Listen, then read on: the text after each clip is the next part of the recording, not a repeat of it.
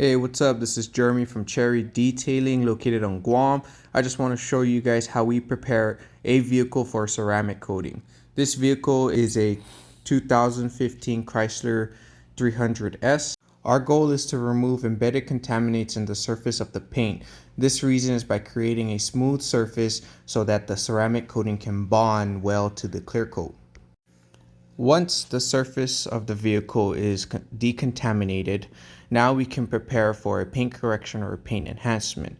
Please note, you don't always have to get a paint correction or a paint enhancement.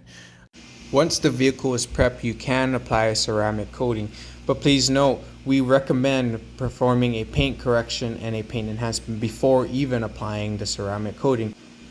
If you choose not to correct or enhance your paint and decide to apply the ceramic coating, you are not going to get the best results.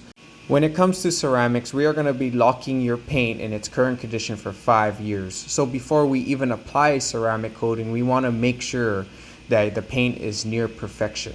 That way, when we seal it and lock in your paint, you don't see scratches, swirl marks, or water spots, or anything that will make your paint look dull, faded, and oxidized.